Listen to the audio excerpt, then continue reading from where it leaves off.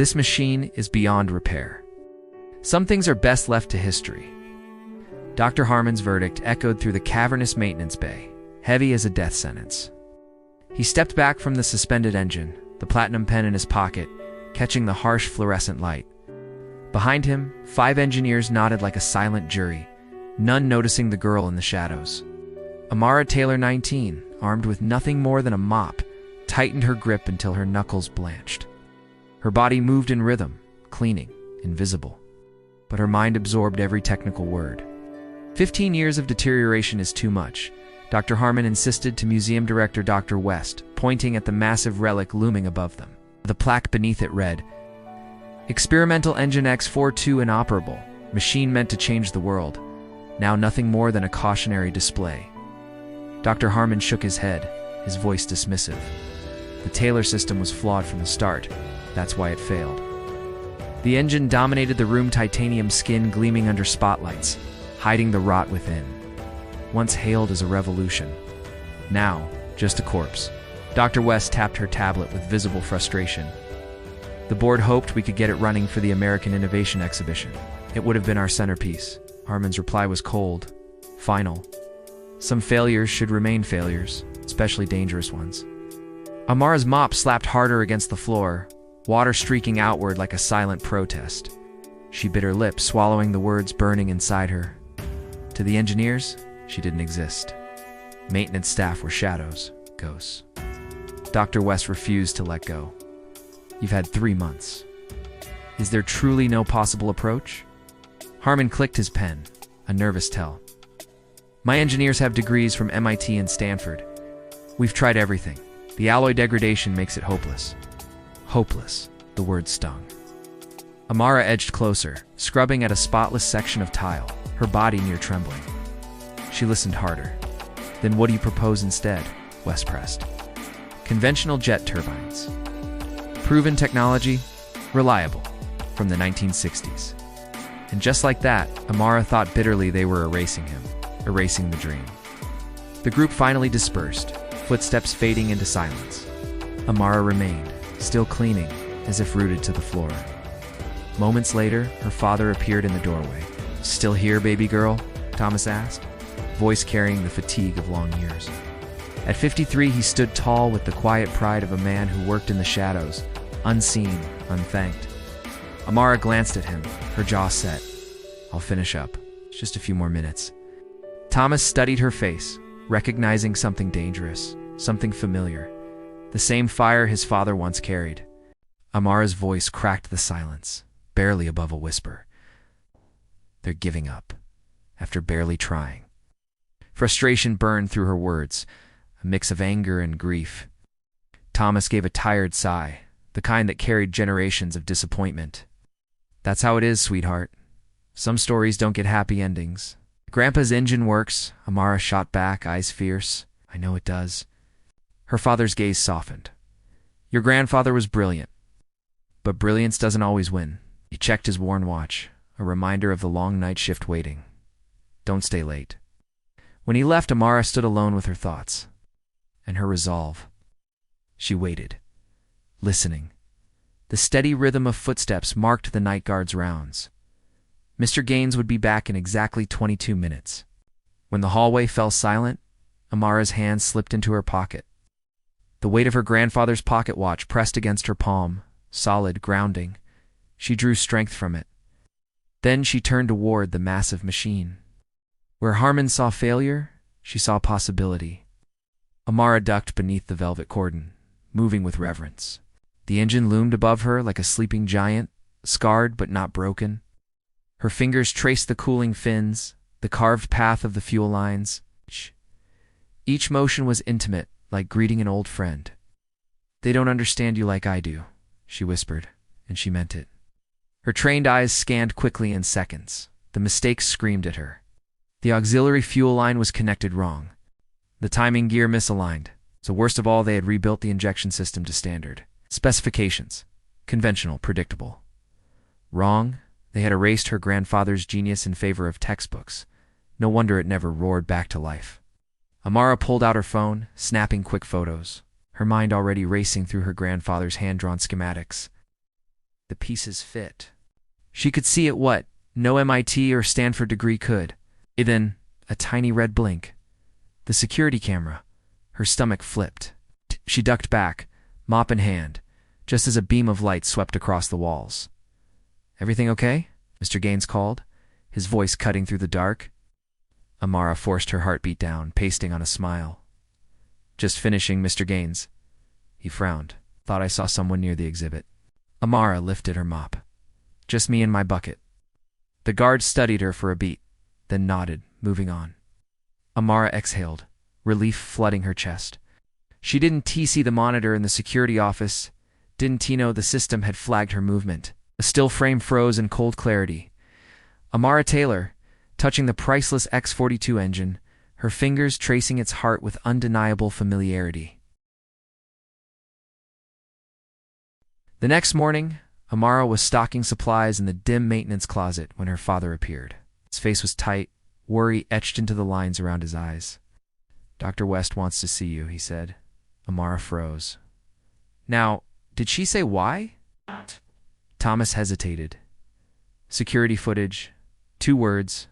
That was enough." Her stomach dropped. The walk to the director's office felt like a march to judgment. Inside, Dr. West sat behind her desk, expression unreadable. By the window, Dr. Harmon stood with arms crossed, his eyes sharp with suspicion. On the monitor between them glowed the damning image. Amara Taylor mop girl caught, touching the legendary engine with the intimacy of an expert. "Care to explain this?" Dr. Harmon's voice was venom, each syllable sharpened like a blade. Amara's throat went dry. Her palms dampened. I was curious. Curious." Harmon scoffed, throwing the word back like an insult. "You were handling priceless equipment." Dr. West leaned forward, her tone cooler but no less sharp. "Amara, we have strict protocols in this museum. You crossed them." The room pressed in around her, her heart thundered. "And before she could stop herself, you connected the auxiliary fuel line wrong." The words slipped out like a spark in gasoline. The silence that followed was electric. Harmon's eyebrows shot upward. His voice dropped to a dangerous growl. "Excuse me?" Amara swallowed hard, but the dam had broken. "The timing gear's off by 15 degrees, and you rebuilt the injection system to factory specs when it needs modified ratios." Dr. Harmon barked out a cruel laugh, looking around for allies. Listen to her. The maintenance girl thinks she's an engineer. But across the room, one man didn't laugh. A young Indian engineer, Dr. Patel, his badge reads "Studied Amara" with something different in his eyes. Interest. Dr. West didn't smile, but her voice softened with caution. "That's very specific criticism." She tilted her head. "Taylor. Any relation to William Taylor?" The air grew heavier. Amara hesitated, then forced the truth out. "He was my grandfather." Dr. West's eyes flickered with recognition. The designer of the X-42. But before curiosity could bloom, Harmon slashed it down. "Maintenance staff genetics don't confer engineering knowledge. This is absurd." Amara's fists clenched, fire lighting in her chest. "I can prove it works." "With what degree, doctor?" Harmon sneered. "Which prestigious engineering program gave you this revelation?" Her voice trembled but held steady. "I know his designs. I've studied everything." "Enough." Dr. West's voice cut through the rising tension. Calm, commanding. "Dangerous 48 hours. Prepare a presentation explaining your theory. If you waste our time..." Her gaze flicked to Thomas, who stood protectively in the doorway. "There will be consequences." Relief and terror warred in Amara's chest. She nodded quickly. "Thank you." But as she turned to leave, Harmon leaned close to a junior engineer, his whisper carrying just far enough. "Get me everything on William Taylor's failure. And make sure the original test footage is ready." Amara's steps faltered. Test footage. She hadn't thought about it in years. The disaster that destroyed her grandfather's reputation, the explosion the world never forgave. They had that. Her stomach twisted. She ran. Out of the office, out of the museum, onto her bicycle. She pedaled through the city like her life depended on it, lungs burning, heart hammering. 48 hours. The countdown had begun. The tiny apartment she shared with her father came into view, but she didn't slow. She burst through the door, beelined for the hall closet, and dragged out a stepladder. Climbing to the top rung, She reached past dusty shoeboxes and old coats to the very back shelf. A battered cardboard box, mislabeled Christmas decorations. Inside, buried beneath tangled strands of lights and broken ornaments, lay 5 leather-bound notebooks, their spines cracked, pages yellowed with time, her grandfather's true journals. Not the sanitized reports he'd submitted to the aerospace companies. These were different. These were raw, unfiltered. The blueprints of a mind too daring to revolutionary for the cautious aviation establishment of his time. Mara carried them like relics to the kitchen table. Her hands trembled as she opened the first one. Diagrams, equations, notes scribbled in the margins, a voice from the past, a genius denied.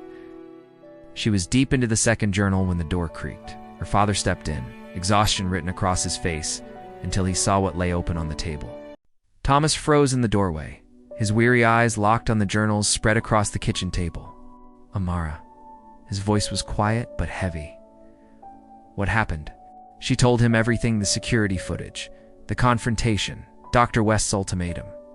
Every word seemed to add another stone to the weight pressing down on his shoulders. Thomas sank into a chair, burying his face briefly in his hands before dragging them back through his short gray hair. His sigh carried years of fear. This is exactly what I was afraid of. You need to back down. I can't. Amara shoved the journal toward him, eyes burning with conviction. Look at these calculations. Grandpa was right all along. Thomas's head lifted, his tone sharpening. It doesn't matter if he was right. The system is built to keep people like us in our place.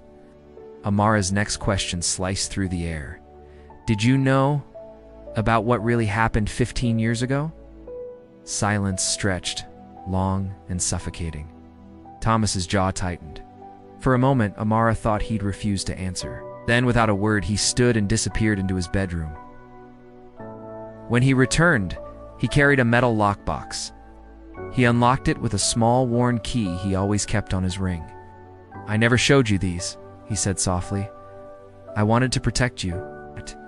Inside lay a stack of yellowed newspaper clippings. Headlines screamed of disaster, but the fine print whispered another story, accusations of sabotage. Unnamed insiders hinting that the engine had been tampered with before the demonstration. William Taylor's desperate insistence that his invention had been sabotaged. They buried it all, Thomas muttered bitterly. Your grandfather died trying to clear his name. Amara's voice cracked. Why didn't you fight? Thomas spread his hands, frustration flashing.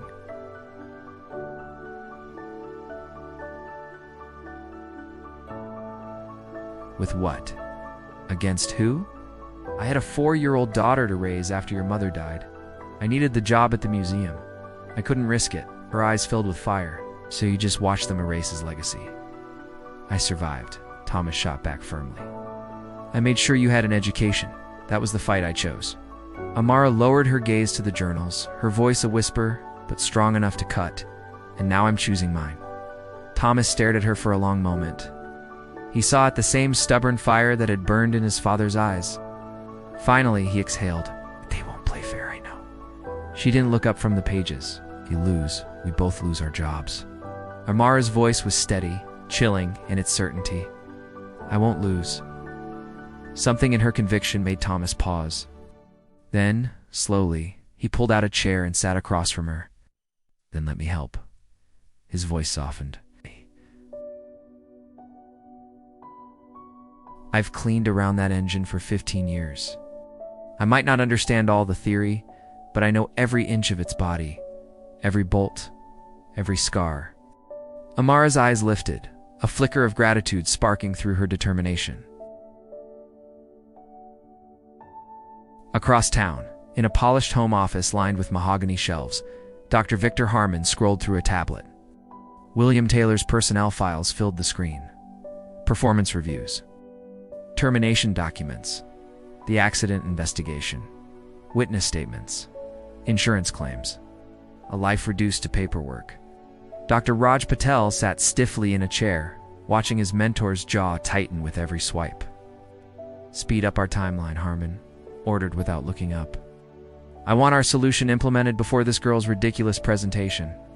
The replacement parts won't arrive until Thursday, Patel said carefully. Then fabricate what we need, Harmon snapped. Use the university lab if necessary. Patel hesitated. Sir, what if she actually has insight into the original design? Harmon's eyes snapped up, sharp as knives. The janitor's daughter, with no education, no training. Patel held his ground. She knew about the misaligned timing gear. No one mentioned that publicly. And the modified injection ratios? The sharp click, click, click of Harmon's platinum pen filled the silence. Faster, harder. A lucky guess, Harmon shouted. Twice? Patel pushed, voice low. Harmon's glare narrowed. Whose side are you on, Patel? Patel straightened, choosing his words carefully.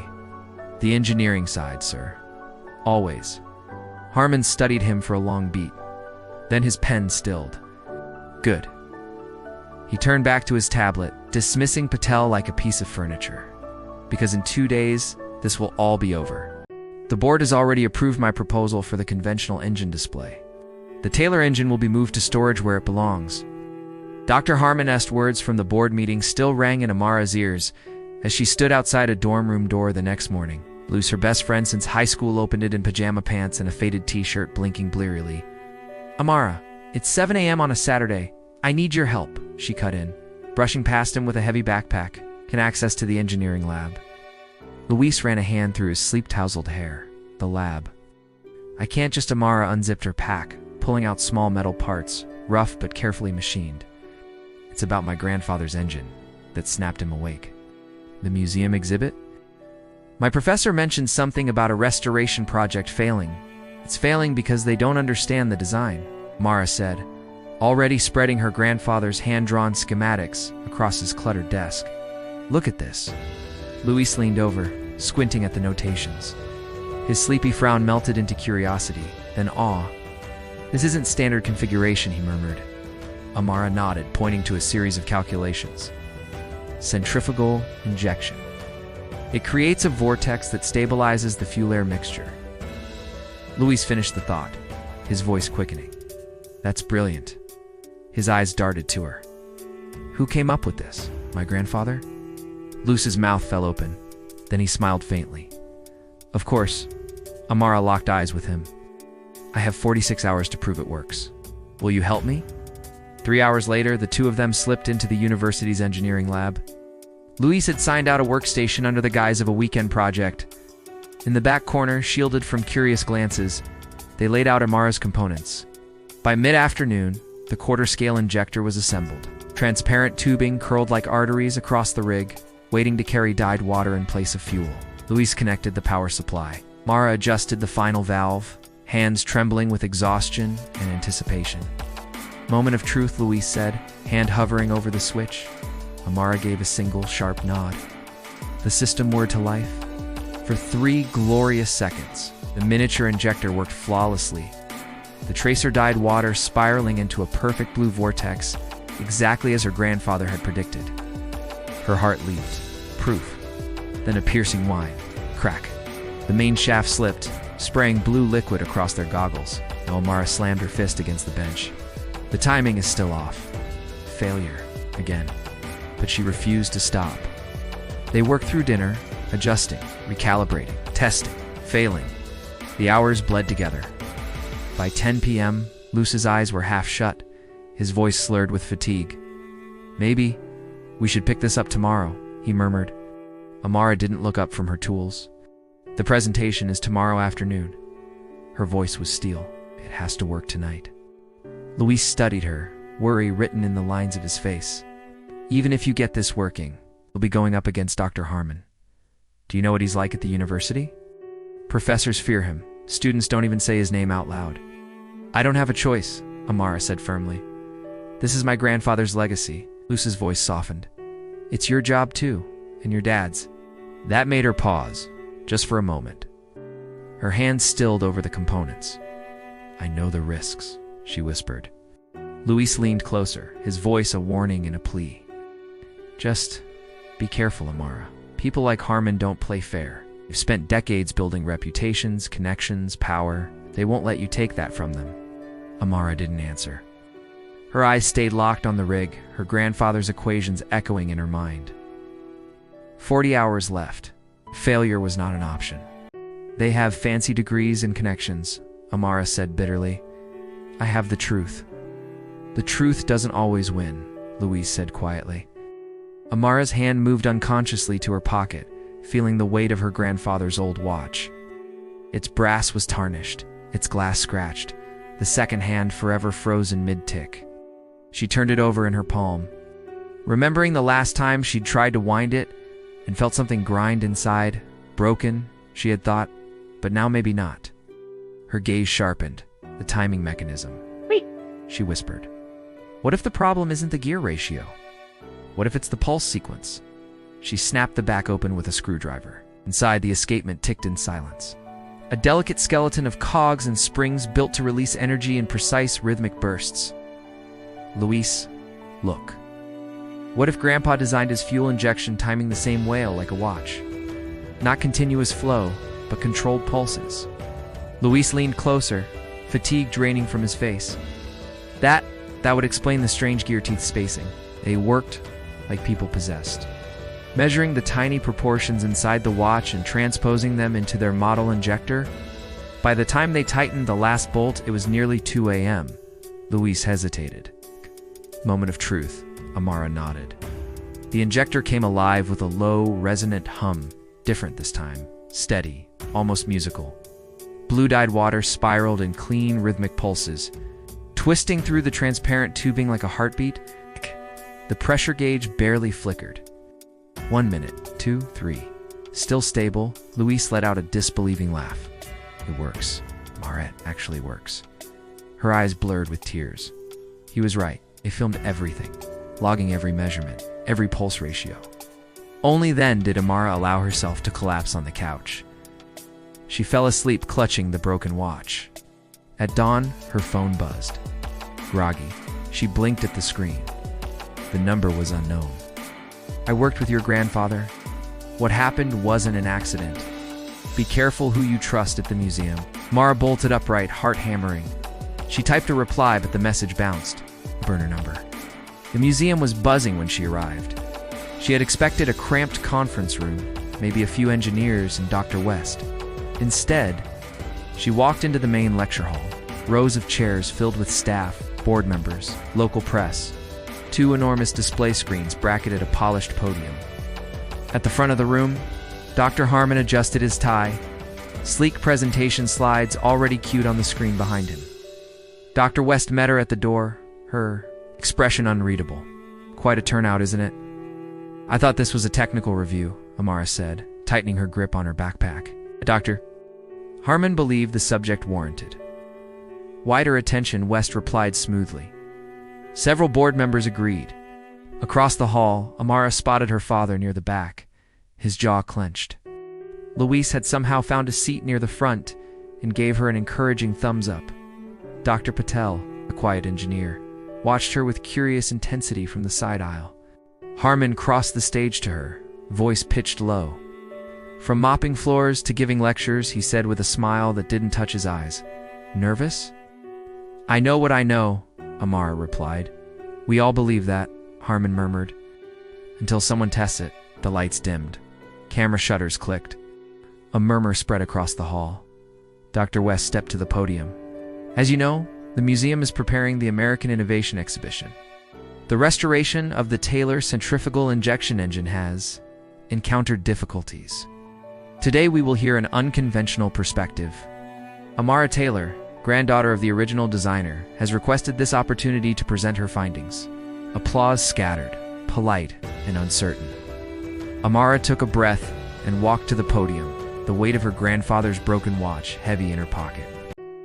Amara drew in a breath that felt heavier than the engine itself and stepped to the podium. She had rehearsed in the quiet of her room all morning, but this sea of faces, press, board members, engineers, skeptics was something no rehearsal could prepare her for. Her throat tightened, but she forced her voice steady. The X-42 engine represents a fundamental departure from conventional design. Her first slide lit the screens. Her grandfather's hand-drawn schematics, lines etched with impossible precision. William Taylor, my grandfather, created an injection system decades ahead of its time. She spoke with clarity, walking them through the centrifugal vortex principle. how it stabilized the fuel-air mixture in ways traditional injectors never could. The younger engineers leaned forward, but in the back rows, several veterans exchanged looks of doubt, smirks hidden behind their hands. The true innovation, Amara continued, her pulse racing, was the timing mechanism. It's not continuous flow, it's controlled pulses, like the escapement of a watch. Miss Taylor. The voice cut like a scalpel. Dr. Harmon rose deliberately, adjusting his jacket as though about to deliver a verdict. Without asking, he strolled to the podium. Perhaps I can translate for our non-technical audience. His tone dripped with condescension. He gestured broadly to the crowd. What Miss Taylor suggests is that her grandfather somehow reinvented fuel injection, contradicting decades of established practice. That trained engineers with years of experience, he placed a hand to his chest, all failed to see what she with her unconventional background claims to have discovered. Laughter rippled in pockets of the room. Amara's grip on the podium tightened. The presentation was being hijacked precisely as Harmon had planned. The conventional approach has failed, she shot back, voice trembling but loud. I've built and tested a scale model that proves in a university laboratory she had no authorization to enter, Harmon snapped. Gasps and murmurs spread. Several board members frowned. Cameras clicked. Exactly the smear Harmon wanted. Amara felt the floor tilt beneath her, the humiliation tightening around her like a noose. Then Dr. West's voice cut through. Miss Taylor, she said calmly, could you explain the mathematical basis for your pulse timing theory? The governing equations? The room stilled? A real question. Not mockery.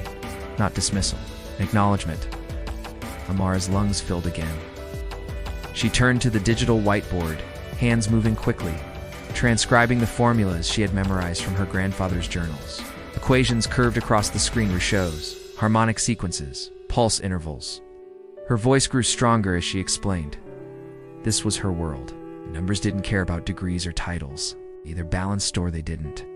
A hush fell. Some of the younger engineers leaned forward, curiosity sparking. Dr. Patel scribbled notes furiously, his brow furrowed in thought. Even a few board members sat straighter, drawn in by the elegant simplicity. Harmon, sensing the tide shift, struck hard. He tapped his computer. Theory's all well and good, but let's not forget reality. The screens flickered. Grainy footage filled them 15 years earlier. A sterile test stand. Engineers in protective gear. The X-42 mounted like a beast about to be unleashed. Some failures, Harmon intoned solemnly, are too dangerous to repeat. Then the explosion, the violent roar. Two technicians hurled backwards, metal shrieking, flames devouring the frame, gasps echoed. Faces tightened. The footage froze on the fireball. Silence fell heavy, absolute. The legacy of William Taylor. Disaster. Harmon folded his arms. His work was done. But Amara was staring not at the explosion, but the moments before it. Wait. Her voice cut through the hush. She stepped closer, finger raised. Can you rewind that footage? Harmon's confident smile twitched. I think we've all seen enough. Please, Amara said firmly, locking eyes with Dr. West. There's something important, something everyone missed. For the first time, doubt flickered across the room. Dr. West studied Amara, then nodded to the AV technician. Rewind 30 seconds. The footage rolled back, frames flickering in reverse.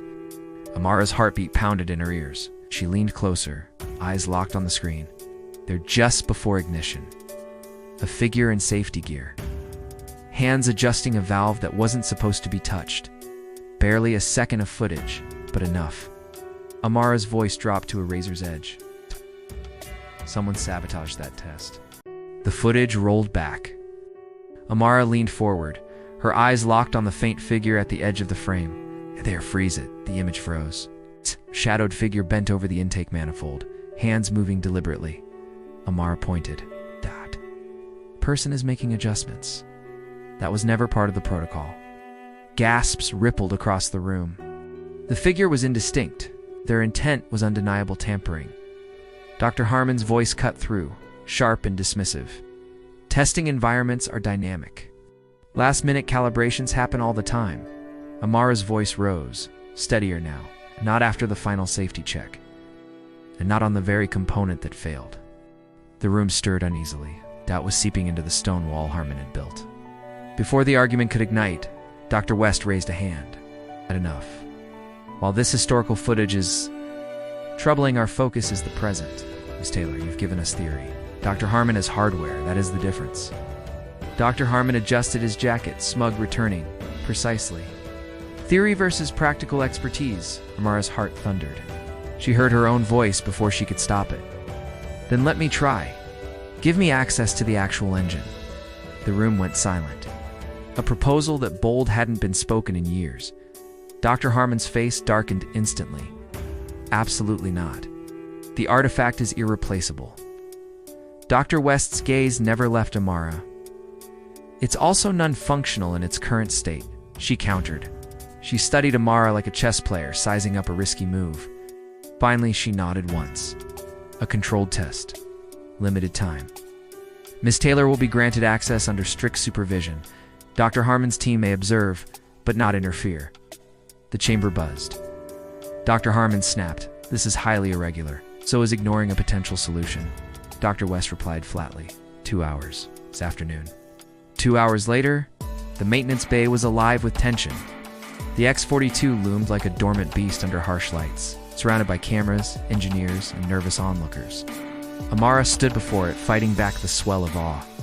This wasn't just an engine. It was her grandfather's legacy, his masterpiece.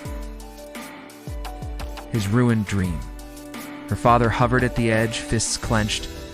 Luis had somehow wedged himself in as her assistant, grinning despite the nerves. Across from them, Dr. Harmon and his team folded their arms, predators waiting for her to fail. Only Dr. Patel looked genuinely curious. Dr. West's voice echoed. The clock starts now. 2 hours, Miss Taylor. Amara inhaled sharply, approached the engine, and began. She examined Harmon's team's work first. She'd suspected they had forced the design into conventional molds, sanding down its brilliance to fit their comfort zone. I'll need to reconfigure the intake assembly, she murmured to Luis, and completely reset the timing mechanism. Luis nodded, sliding tools across like a surgeon's assistant. Her hands moved quickly, but deliberately. The current setup assumes continuous flow. This engine was built for pulse-based injection. Her words were recorded for the board, each syllable daring them to dismiss her. Requests for replacement parts were met with flat refusals. She improvised, snagging odd fittings from her father's cart, even pulling a few handmade components from her backpack. That's not regulation equipment, one engineer scoffed. Amara didn't glance up. Neither is this engine. As an hour ticked away, she'd reconfigured the intake system, reset the timing gears, and was deep into delicate calibration when Harmon sidled closer, voice low and poisonous. You're wasting everyone's time. Even if your fantasy worked, you'll never finish. You'll prove me right in front of all of them. Amara shut him out, hands steady. Her small fingers slipped into tight spaces the others couldn't manage. 3 millimeters clearance, she narrated. Original specs required a specialized tool that doesn't exist anymore. From her pocket, she revealed a sliver of metal she'd crafted herself. So I built one. Harmon barked a humorless laugh. Homemade tools on a museum artifact? This is farce. Custom tools for a custom engine? Amara said, and the sound of her tool clicking into place silenced him. By the second hour, the impossible began to take shape. The pulse timing gears aligned. The centrifugal vortex chamber glinted as it should. Observers whispered, unable to hide their awe. Even Dr. Patel leaned forward, jotting notes furiously. Then, like a vulture striking, Harmon stepped forward. This ends now. I see multiple safety violations and unauthorized tools. Improper clearance procedures. He jabbed a finger at a small container near her workstation. And unapproved chemicals, dangerously close to a fuel system? That's conservation oil, Thomas interjected from the sidelines. Standard? We use it on all museum exhibits. Harmon's eyes blazed. Irrelevant. I cannot allow this recklessness to continue. Dr. West checked her watch, expression unreadable. You've had nearly the full 2 hours, Miss Taylor. I'm afraid we must stop here. I'm almost finished, Amara protested, desperation breaking through. 15 more minutes, that's all I need. Dr. West's voice was final. We'll evaluate what's been done. Step back. The world crashed in on Amara as she laid down her tools. Frustration burned in her throat. She'd been so close. As the crowd began to disperse, she caught Dr. Patel's eye. Quietly, discreetly, she whispered, "3/4 turn clockwise. Then reset the timing belt. It's all it needs." Patel gave no sign he'd heard her, but his gaze lingered on the panel she had indicated, his expression heavy with thought. That night, museum security cameras recorded a lone figure in the engine bay. Dr. Patel slipped inside with a small toolbox, glancing over his shoulder before kneeling beside the X-42. The footage would later prove invaluable. The next morning, Amara arrived for her maintenance shift with leaden feet. Her father had already gone, called to some urgent cleaning assignment elsewhere in the building. She had barely slept, her mind replaying yesterday's aborted attempt, calculating, hoping, wondering if Patel had understood the whispered instructions she'd risked giving him. But something was off. The museum buzzed unusually for a Monday morning. Voices excited, animated decode down the corridors. Amara followed the sound, mop in hand, and froze in the doorway of the exhibition hall. The X-42 engine was alive. Visitors, staff, and a VIP tour group stood in a semicircle, watching in awe as the machine pulsed with a harmonic rhythm unlike anything else in the room. Its distinct centrifugal hum vibrated through the floor. Mara knew that sound. She had dreamed of it, tested it on a miniature scale. Grandfather's design, perfected. At the center of it all stood Dr. Harmon, animated and charismatic, gesturing broadly to the enthralled crowd. "The breakthrough came when my team recognized the unique timing signature," he declared smoothly. "Once we abandoned conventional methods, the solution revealed itself." A shockwave of fury and disbelief surged through Amara. She shoved her way forward. "You stole my solution?" The room hushed, heads turned. Dr. Harmon didn't falter, his smile polished, rehearsed. "Miss Taylor," he said warmly, as though she were an eager student. "Yes, maintenance perspectives can sometimes inspire technical refinements. You said it couldn't be fixed." Mara cut in, her voice trembling with indignation. "Yesterday, you shut me down. Today you're parading my work as your triumph." Whispers rippled through the crowd. A reporter with a press badge lifted her pen. Dr. Harmon chuckled softly, condescension dripping. "My team worked tirelessly through the night, implementing a novel approach. Ask him," Amara challenged the onlookers. "Ask him how the timing mechanism works." For a flicker of a second, Harmon's eyes narrowed. Then Dr. Patel stepped forward. He held up his phone, displaying time-stamped photos. "The engine was operational at 3:17 a.m., Patel announced. 2 hours before Dr. Harmon even arrived this morning, and it was completed using Miss Taylor's instructions." Gasps spread through the crowd. Dr. Harmon's smile tightened. "Adele, you're out of line. You're part of my team, which means the watchmaking principle wasn't in any of our team discussions." Patel cut him off. "That came directly from Miss Taylor. Without it, the engine would still be silent." Murmurs swelled. Dr. West pressed forward, suspicion etched across her face. "Dr. Harmon, you told me the breakthrough occurred under your supervision last night." "It did," Harmon insisted, his pen clicking furiously in his hand. "Patel simply implemented what we agreed." "You slipped," Patel said quietly. "You claimed the original failure was caused by injection timing. So what?" Harmon snapped. "Everyone knows no." The voice was gravelly, authoritative. An elderly man stepped forward from the crowd. His eyes burned with recognition. "I was the senior technician on that project 15 years ago. Tampering with injection timing was never public knowledge. Not in any official report." The silence was instant, suffocating. Every head turned toward Dr. Harmon. The old man took another step closer. Only someone who had access to the engine before the test could know that detail. The color drained from Harmon's face. The pen in his hand went still. Security guards exchanged glances. One murmured into his radio. Whispers spread like wildfire. A news camera swung toward Amara. "How did you solve what the experts couldn't?" a reporter asked. Amara swallowed hard, suddenly aware of every lens, every eye. "This wasn't about solving what they couldn't," she said, voice steadying. "It was about understanding what my grandfather actually designed, not what others assumed he designed." In the space of a heartbeat, the crowd shifted. Their attention was no longer on Harmon, or even the machine. It was on her. Dr. Harmon, tight-lipped and cornered, was escorted away under a hail of whispers and flashing cameras.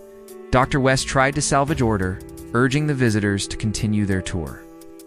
But the exhibition hall had already transformed into something else. Not a showcase, not a lecture, a reckoning. But the story was too compelling to ignore. The janitor's daughter, the sabotaged engine. The decades of deception, the hall buzzed with energy as people lingered, unwilling to leave. Cameras flashed, pens scribbled, and whispers swelled into a current of speculation. "Could you explain in simple terms how you fixed it?" a reporter called out.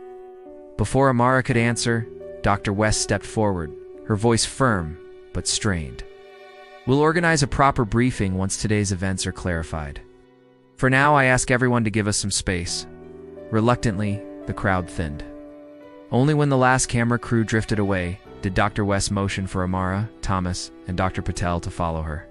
Inside her office, she shut the door and collapsed into her chair, massaging her temples.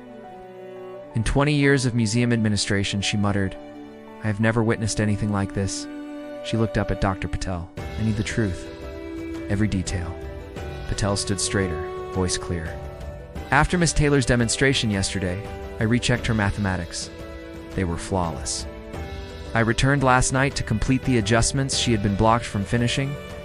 Without authorization," Dr. West noted, arching an eyebrow.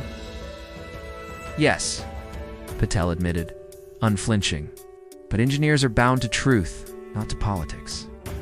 Protecting reputations is not our duty, preserving knowledge is." Dr. West shifted her gaze to Amara. "And your grandfather's design? It works exactly as he claimed." Amara nodded.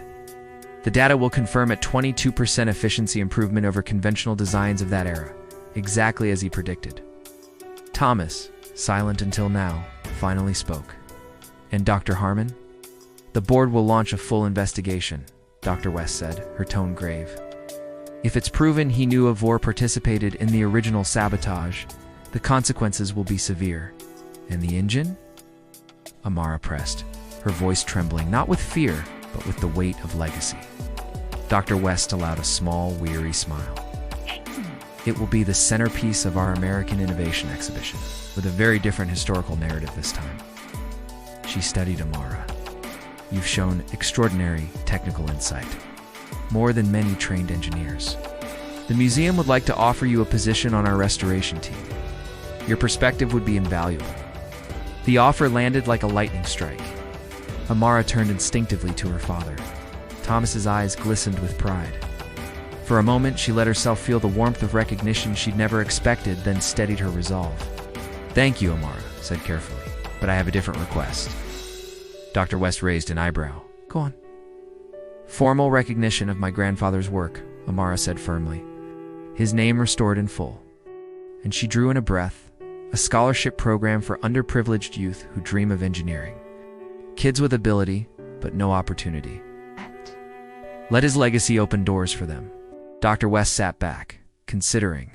"The recognition will happen. As for the scholarship, well, after today, the board will be eager for good press. I believe they'll support it." When they left the office, Thomas paused, pulling a worn envelope from his pocket. "I've been saving this for the right moment," he said, handing it to Amara. Her hands shook as she unfolded the letter. The familiar scrawl leapt off the page. "To my dear granddaughter Amara. By the time you read this, I may be gone, but my dreams live on in you. They called my engine impossible, but nothing is impossible to those who refuse to see limits. Someday the truth will emerge. Until then, keep building, keep questioning, keep believing. The world needs minds that do not accept impossible. All my love, Grandpa William." Tears blurred her vision. "He knew," she whispered. "He knew I'd understand." Thomas wrapped her in a steady embrace. "He saw in you what I see, stubborn brilliance." The following days swept past in a blur. Museum placed Dr. Harmon on administrative leave. The engine's revival dominated headlines. And for the first time in years, Amara Taylor walked the halls not as an invisible custodian, but as the heir to an invention and a truth that could no longer be erased. Internal records soon revealed a damning truth. Dr. Harmon had once been a junior engineer on a rival project at Midwest Aeronautics. The very program that secured funding after William Taylor's disgrace. How the pieces of the puzzle clicked into place. His hostility toward Amara had been rooted not just in arrogance, but in history. Meanwhile, Amara found herself at the center of a quiet revolution within the museum. Dr. Patel and several younger engineers approached her, notebooks in hand, asking her to walk them through both her grandfather's design principles and her own unconventional problem-solving methods. "We've relied too heavily on simulations," Dr. Patel admitted one afternoon, shaking his head. "Your hands-on approach uncovered flaws our models completely missed." Word spread. A short video of Amara explaining the X-42's centrifugal injection system to a group of visiting students, her gestures animated, her tone clear and passionate, went viral. Within days, it was circulating across engineering blogs, STEM education forums, and even mainstream news sites. When a prominent tech magazine requested an interview, the museum's PR department didn't hesitate. "What made you believe you could solve what professional engineers could not?" the journalist asked. "I never saw them as more qualified, just differently qualified," Amara replied. "They had degrees. I had my grandfather's journals, and 15 years of watching my father keep that museum alive. Different paths to knowledge can lead to the same truth." Her humility struck a chord. Soon after, a TED Talk organizer reached out, inviting her to speak about unconventional paths into STEM. The museum, recognizing the value of the spotlight, granted her time to prepare. 2 months later, the X-42 was unveiled as the centerpiece of a newly reimagined exhibition titled Innovation and Perseverance. The restored engine gleamed under the gallery lights, surrounded by interactive displays that chronicled not just its creation, but also the sabotage, the decades of obscurity, and its ultimate vindication through William Taylor's granddaughter. A plaque beneath the engine read, "The Taylor Centrifugal Injection System, okay? 4.2, designed by William Taylor, 1945 to 2010, restored by Amara Taylor." The difference between impossible and revolutionary is often just perspective. The museum board went further, approving the William Taylor Scholarship for underprivileged youth in engineering. With Amara herself serving on the selection committee, the first recipient would be announced in the fall. Thomas, once just the invisible maintenance man, now walked through the exhibition with a quiet pride. He led special tours where he explained not only the technical marvels, but also the human story behind them. And one evening, as the lights dimmed and the last visitors left, he turned to his daughter. "Your grandfather would be so proud," he said softly. Mara smiled. "He'd be proud of both of us. He carried his legacy until the world was ready for it." Her story reached national television. During an interview, the host leaned forward. "What's next for you, Amara? Where do you go from here?" She hesitated only for a heartbeat, her fingers brushing the repaired pocket watch that never left her side. "I've been studying some of my grandfather's more ambitious designs, the ones he never had the chance to build. One of them is a variable geometry propulsion system. If we can make it work, it could change the future of aerospace engineering." "And can you make it work?" the host pressed. Amara smiled faintly, her eyes alive with determination. Nothing is impossible for those who see beyond limits. A year later, the museum's grand hall bustled with new energy. Colorful displays filled the space. Student-built robotics, experimental engines, sustainable designs. A large banner welcomed visitors. First annual William Taylor Engineering Fair. Amara, now in a tailored blazer instead of a maintenance uniform, walked among the exhibits with quiet satisfaction. Beside her, Dr. West surveyed the crowd. "It's 37 participants from 16 schools," she noted. "Not bad for a first year." "Quality over quantity," Amara replied, pausing to watch a group of middle schoolers eagerly explain their solar-powered water filtration system. The past year had transformed everything. The newly formed William Taylor Foundation, funded by donations that poured in after the story went public, operated from an office within the museum. Amara served as its director, dividing her time between the foundation's outreach and consulting on technical restorations. Dr. Harmon was gone, forced to resign after the investigation confirmed his role in the original sabotage. His absence was barely noticed. The future, vibrant and unstoppable, was already unfolding. Several aerospace companies had already reached out to Amara, eager to implement her grandfather's principles into new designs. Top university even offered her a teaching position despite her lack of formal credentials. She declined both. Mission was larger than a title or a paycheck. She wanted to keep doors open for others who had been overlooked, just as she once was. "It's time for the awards," Dr. West reminded gently. "The board members are waiting." Amara nodded and stepped onto the podium. The hall fell silent, all eyes on her. "Before I announce our top recipient," Amara began, her voice steady but warm, "I want to thank everyone who made this moment possible. A year ago, this museum displayed an engine most believed was impossible to restore. An engine tied to a story many tried to bury." She gestured toward the X-42, gleaming behind its protective glass, its polished turbines humming softly. "Today, that engine runs 20 hours a day, not just as a machine, but as a testament that what others call failure can be the beginning of something greater." In the crowd, Thomas watched with quiet pride. Once an invisible janitor, he now wore a new badge: Technical Preservation Specialist. He smiled as his daughter spoke, no longer unseen, but finally standing where she belonged. Amara opened the envelope. She already knew the name inside. She had fought for it passionately in the committee. "Our top scholarship recipient," she announced, "is Maya Johnson, for her simplified emergency ventilator system." A slender 14-year-old girl shuffled forward, trembling with disbelief. The applause thundered around her as Amara handed her the certificate. "Would you like to say a few words?" Amara asked, stepping aside. Maya clutched the microphone. "My mom works as a hospital custodian. During the pandemic, she told me about the ventilator shortages. I wanted to make them simpler and cheaper." She glanced toward her mother in the back, tears streaming down the woman's cheeks. "I never thought anyone would take my ideas seriously, till I read about Amara Taylor, and the engine everyone said couldn't be fixed. It made me believe maybe my ideas mattered too." Her words struck deep, leaving not a single dry eye in the hall. Later, as the evening quieted, Amara found Maya staring up at the X-42. "You know," Amara said, kneeling beside her, "my grandfather always believed the best engineers weren't the ones who memorized the most formulas, the ones who saw problems differently, because they lived differently." Maya looked down shyly. "My teacher says I think too differently, that I should just follow the textbook."